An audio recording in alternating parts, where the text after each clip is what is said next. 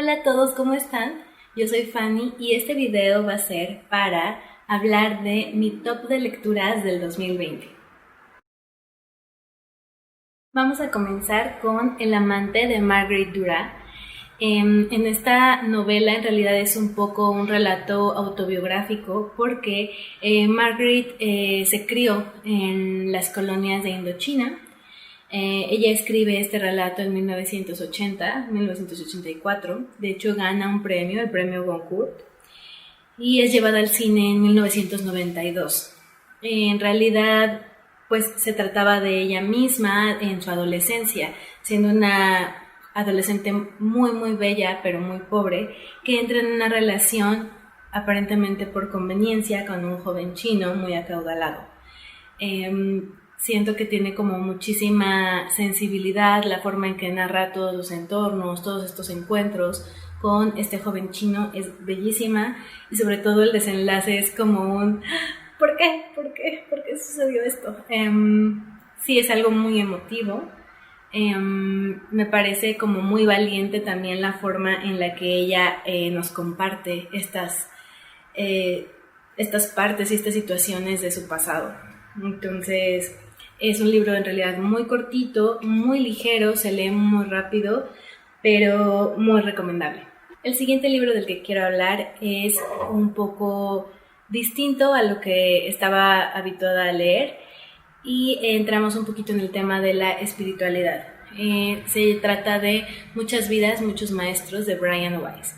Brian Weiss es un reconocido psiquiatra de Estados Unidos que en realidad era bastante exitoso, bastante racional y apegado a el método pues psiquiátrico que dictaba en la escuela en la que se gradúa. Pero pues le llega una paciente que le hace replantearse muchísimas cosas respecto a la vida, a la muerte y a la trascendencia como tal. Él es digamos como uno de los pioneros en estos momentos del mundo en hipnosis de regresión, hipnosis regresiva a vidas pasadas y también progresiva.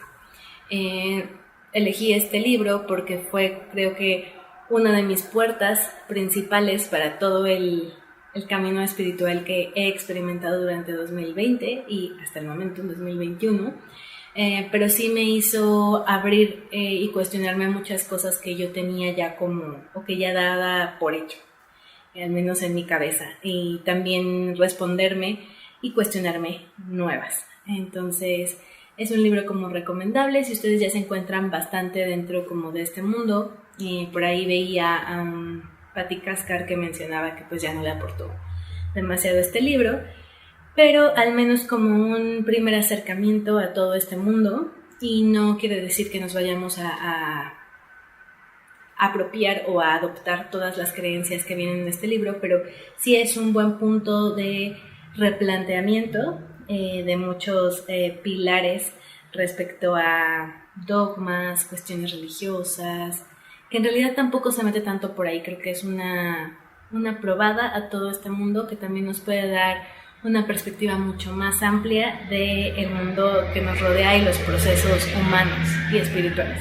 A mí en lo personal me sorprendió mucho porque, bueno, yo me empecé a meter mucho en todo este camino y mis papás, bueno, vengo de una familia religiosa muy estructurada, muy conservadora, católicos muy apegados a los dogmas religiosos. Y mi mamá lo leyó y también creo que le abrió muchas nuevas perspectivas y sí pudo como abrir un poquito más esa mentalidad que ella tenía acerca de muchas cosas. Entonces, muy recomendado. Antes de seguir, creo que no lo había aclarado, pero esta lista no va en un orden específico, probablemente nada más de manera cronológica en cómo leí los libros o en qué orden leí los libros en 2020, pero no va de el que más me gustó al que menos me gustó, ni viceversa, solo para hacer la aclaración. Ahora sí seguimos. El siguiente libro es una novela que se publicó en 2019, tuvo su auge y su boom este año, y se trata de Daisy Jones and the Six, de Taylor Jenkins Reid. Yo lo leí a principios de 2020, me encantó. Creo que supe de este libro por el canal de Faorosco.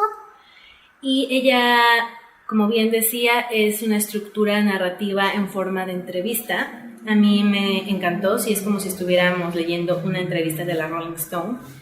Me gustó mucho la temática del libro porque me evocó a toda esa época del rock de los 60, 70, 80, toda esa ola musical tan fuerte, tan importante. Y pues yo tengo mucha conexión con todas esas épocas, sobre todo del rock. A mí por eso me encanta. Vamos leyendo la historia de una banda, de cómo se crea, cómo lanza sus discos, hasta cuál es el estrepitoso final y por qué se da. No hago spoilers, desde el principio te plantean que vamos a ver por qué en realidad esta banda ya no funcionó, ya no siguió adelante. Y me gusta mucho la estructura, me parece que Taylor Jenkins ya lo había hecho en Los 7 maridos de Evelyn Hugo, me parece. No he leído la novela, pero me parece que es la misma estructura narrativa en forma de entrevista. Me gusta porque eso hace que los personajes sean muy cercanos. Mi mejor amiga me decía que esto en realidad era un chick flick.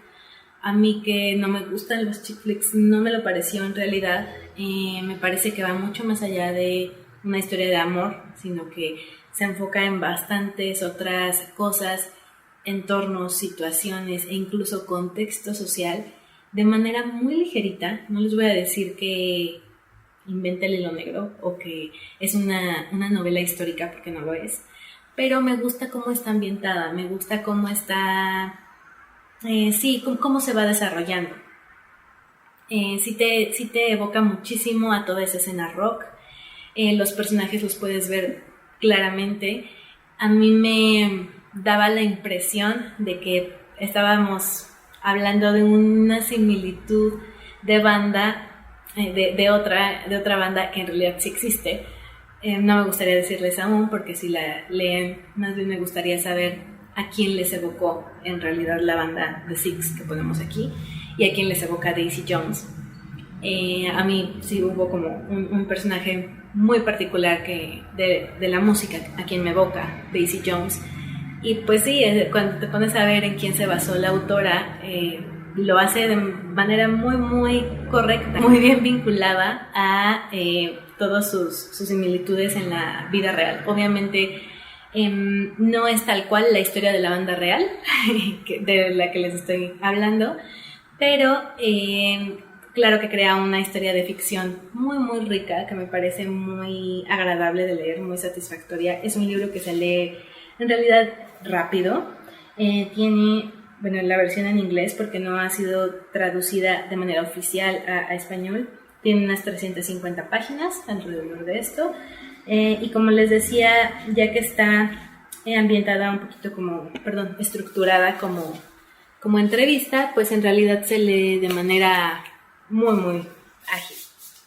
Pero sí, fue otra de mis lecturas favoritas de 2020. La siguiente mención va para uno de mis autores favoritos, con El libro del cementerio de Neil Gaiman. Estoy explorando un poquito más acerca de este autor. No he leído todas sus novelas, no he leído Sandman. Sandman yo creo que va a esperar un poquito, porque sé que son varios tomos, bastantes tomos de cómic, y no es tan económico que digamos. Así que voy a seguir con sus novelas. Esta me pareció increíble, creo que es una gran opción para aquellos que quieren leer algo un poquito, no sé, como oscuro, pero tal vez no se atreven a leer terror en sí, o no les gusta la sensación de sentir terror en sí. Esta es una novela que me encantó, ya que desde el nombre vemos El libro del cementerio, tiene todo el paralelismo con El libro de la selva de Rudyard Kipling. Tal cual es la historia de un niño que, pues, por cuestiones de que sus padres son asesinados, de manera muy similar a Mowgli, en vez de terminar viviendo en una selva, termina viviendo en un cementerio, adoptado por todas estas reglas del cementerio, adoptado por estos entes que habitan, porque pues no viven, pero habitan en el cementerio. Y me gusta mucho cómo Neil hace y crea una serie de estructura y de reglas, estructuras sociales incluso, orden, cómo también va resolviendo todos los problemas básicos que tiene el personaje, como es el alimentarse, el aprender a leer, el ir a la escuela. Me gusta muchísimo. Y vamos viendo todo el desarrollo de este personaje que pues como no se sabía cómo se llamaba este bebé, se llama Nadie o Nad Owens. Me encantan también como algunos personajes mitológicos que incluye, incluso algunos que no son tan conocidos por nosotros, pero se siente bastante inglesa esta historia. Me gusta cómo está ambientada, es también muy ligerita, la edición está súper bonita, ahí está esta empastadura y la misma pero en pasta blanda con la misma portada. Tiene aproximadamente 300 páginas, pero igual muy ágil de leer y muy recomendable. El siguiente libro en la lista es de una autora a la que tenía muchísimas ganas de leer, que de hecho tengo varias antologías de sus cuentos que no me había atrevido a explorar porque quería algo mucho más emblemático, pero también mucho más concreto de ella. Y creo que eso lo logra La Cámara Sangrienta de Angela Carter. Son aproximadamente unos 9 cuentos, me parece. Ahorita les corroboro. 10 cuentos.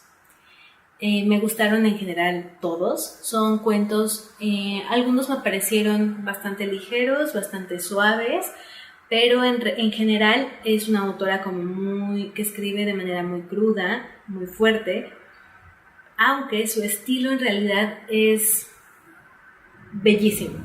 Podré decirles que es un estilo hasta como delicioso, lo disfrutas muchísimo, disfrutas cada palabra, te das cuenta cómo va disfrutando ella al escribir cada una de las palabras y la manera en la que va narrando todo. La Cámara Sangrienta me parece un libro increíble, es una adaptación del cuento de Barba Azul, pero con un final, un giro feminista y de mucho empoderamiento que me pareció increíble. Hay muchos otros cuentos también muy bonitos.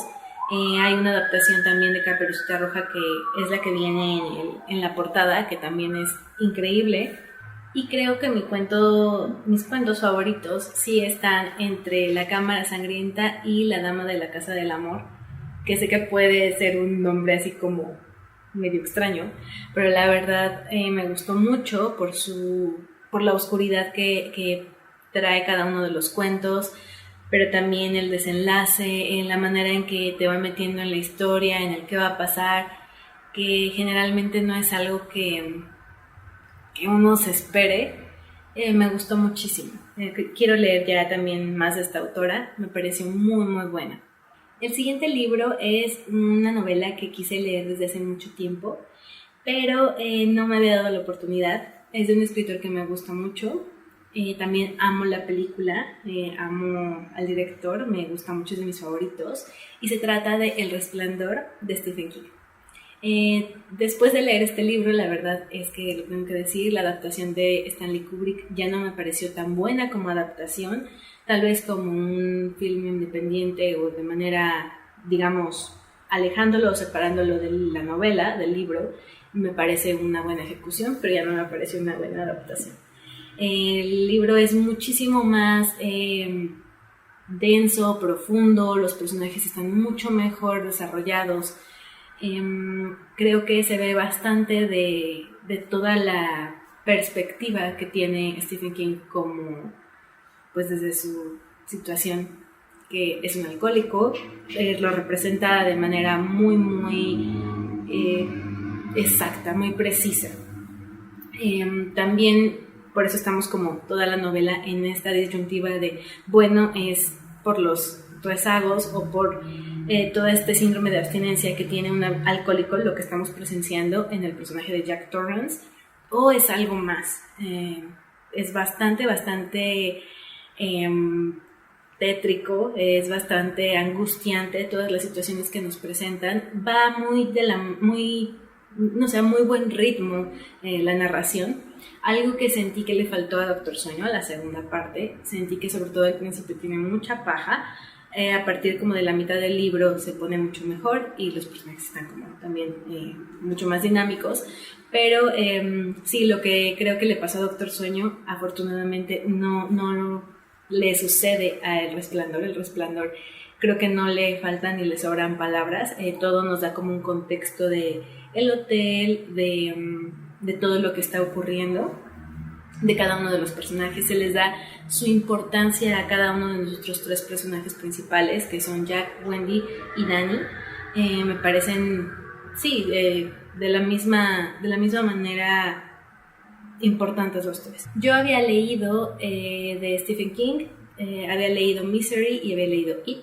Traté de leer unos cuentos que se llaman Pesadillas y Alucinaciones. Creo que estaba muy chica para entenderlos o para encontrarles un poco el sentido, aunque la verdad es que me acuerdo de ellos y de todas formas no me hacen sentido. Probablemente me equivoqué, no lo sé, los leí más o menos a los 12 o 13 años. Pero bueno, Misery me había encantado cuando lo leí como a los 15 y bueno, It fue de mis lecturas favoritas del año pasado. Algo que sí creo que debo comentar es que una de las desventajas o fallas o puntitos negros en el arroz, diría yo, de Stephen King, es la forma en que sexualiza a las mujeres. Siempre está diciendo o teniendo como enunciados refiriéndose a ellas dentro de sus novelas como de manera sexual o tratándolas un poco como objetos. A veces no se va a tal extremo, pero bueno, en El Resplandor no se nota tanto. No recuerdo que en Misery pase en realidad. En El Resplandor no es tan notorio, sí hay algunas cosas, pero refiriéndome a Doctor Sueño, creo que también fue una de las razones por las que no quedó en mi top, a pesar de que amo al personaje de Danny Torrance y al de Abra trabajando en conjunto. Creo que son geniales, son un muy buen equipo, pero sobre todo en Doctor Sueño se la pasaban diciéndose zorras y perras y cosas así, y pues los hombres simplemente eran tontos o, bueno, alguna palabra un poco más altisonante, pero no con la misma connotación que se trataba a las mujeres. Incluso hay un capítulo que se titula La pequeña zorra y se refiere a Abra, una niña de 10 años. Con lo cual no me encanta que haga ese tipo de cosas, a pesar de que sí, obviamente le tengo que reconocer toda la maestría que tiene para narrar terror y horror. Y pues por eso este libro se quedó en mis favoritos. Creo que sí es una historia muy completa, muy compleja y me encantó. El libro que sigue en la lista lo cambié en el último momento. Yo hice mi lista a principios de diciembre, pero en realidad seguí leyendo. Así que es en realidad un libro de la misma autora, una obra de la misma autora, pero este se me hizo mucho más potente.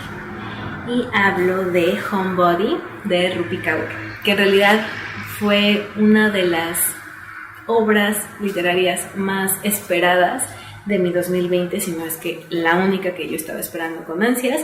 Se publicó el 25 de noviembre, me parece. Yo ya lo tenía conmigo, pero decidí como esperar un poco. Leí primero otras formas de usar la boca, otras maneras de usar la boca, que es en realidad Milk and Honey, la traducción de Milk and Honey. Yo ya había leído El sol y sus flores, me había encantado. Me gustó también mucho Otras maneras de usar la boca, que fue el libro que en realidad estaba en este top. Pero cuando leí Homebody se me hizo mucho más potente, mucho más evolucionado, como sí digno de ser el tercer libro de poemas de esta autora. Si bien hay momentos en los que, y creo que pasa en los 3 libros de Rupi Kaur, que parecería que estamos viendo como una quote o una frase que podemos encontrar en Instagram con facilidad, creo que la autora las pone o las incluye como una nota o como un recordatorio de que, a pesar de que sea una frase que puede escucharse un poco trillada, es importante la idea o el mensaje que trae. Lo que me gusta es que en realidad pasa en unas 2 o 3 frases en todo el libro, unos 2 o 3 poemas en todo el libro, pero la mayoría son tan potentes y son de verdad, te conectan tanto con situaciones que puede que hayas vivido, te hace identificarte, sobre todo en mi experiencia, pues, o sea, como mujer, en el desamor, el amor, las decepciones, el empoderamiento, el propósito de vida, el saber a qué te quieres dedicar, la introspección, la cuestión espiritual. Tantas cosas están englobadas en este libro y son algunas tan poderosas que de verdad es como... Ay, pensé que me estaba grabando. Que de verdad a veces sentía incluso como que un golpe... se los juro, como casi físico de energía cuando leía esto, y era de verdad es algo muy potente. Además de que Rupi se permite expresar un poco más o adentrarnos un poco más en una cuestión muy íntima en cuanto a las cuestiones que sufrió de abuso en su infancia, y eso se me hace también algo muy fuerte, que se abra de esa manera. La verdad es que no he leído como demasiada poesía como para opinar de esto es poesía increíble o esto es algo muy trillado, pero sí creo que como todo en el arte depende mucho de cómo te hace sentir una obra, y por cómo me hizo sentir Homebody es por eso que está en este top. Y antes de llegar al último libro de esta lista, me gustaría hacer una mención honorífica especial, porque este año volví a leer con el club de lectura Persona Normal de Benito Taibo. Me encantó, creo que todavía más que la primera vez que lo leí.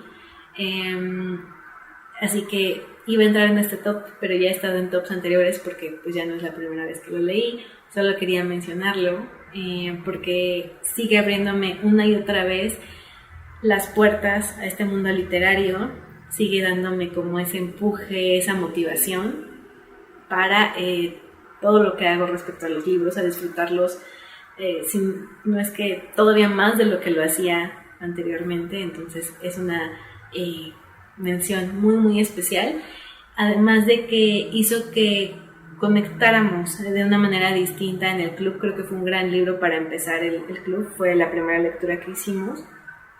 Y pues le estoy muy agradecida por eso, por toda la dinámica que se creó a raíz de leerlo. Y ahora sí vamos al último título de la lista, y es un libro muy breve, es una novela epistolar escrita por la autora Helen Howe, y se trata de 84 Charing Cross Road. Este libro lo vi por primera vez recomendado hace algunos años en el canal de Magrat. Lo tenía por ahí, pero la verdad es que no le había dado la oportunidad entre una lista infinita que tengo como libros por leer, pero pues este 2020 fue su año. A mí me gustó mucho porque, bueno, como les comentaba, es una novela epistolar entre comillas. No voy a explicar, al menos en este video, el porqué de mi entrecomillado, porque les estaría dando spoilers, pero bueno, una novela epistolar en sí, en general, lo que incluye es una serie de correspondencia entre uno o más personajes. Y digo que puede ser entre uno porque podamos estar viendo cómo el personaje simplemente escribe las cartas o siendo el remitente. Tal vez nunca aparece el personaje que las escribe. En este caso, la correspondencia es entre una escritora que está en Nueva York y escribe a una librería en Londres.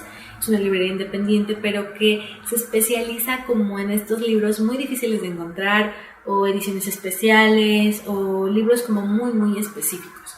Entonces ella escribe buscando ciertos tomos, y el librero y ella se empiezan a mandar como esta correspondencia, y se empiezan también como a presentar los otros personajes de esta librería.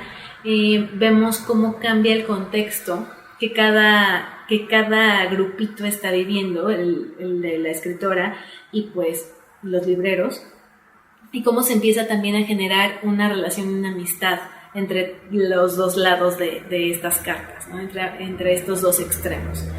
Me gusta mucho porque les digo que todo eso se desarrolla en unas 120 páginas, más o menos. Y aún así es algo como muy humano, muy conmovedor. No sé, me sentí como apapachada por las cartas también. Entonces, bueno, pues al final, si es que de principio así como que no son tan observadores y no se dan cuenta, pues en el final hay un gran, una gran revelación, un gran descubrimiento, pero eso te hace aún más como que sentir conexión con esta pequeña novela, o al menos sentirte un poco más, sí, como cercano a estos personajes. Y pues ese es el último libro. Ustedes, ¿cuál es su top? Me encantaría saber cuáles fueron sus mejores lecturas. Y pues esto fue todo por este video. Nos vemos en el siguiente. Bye.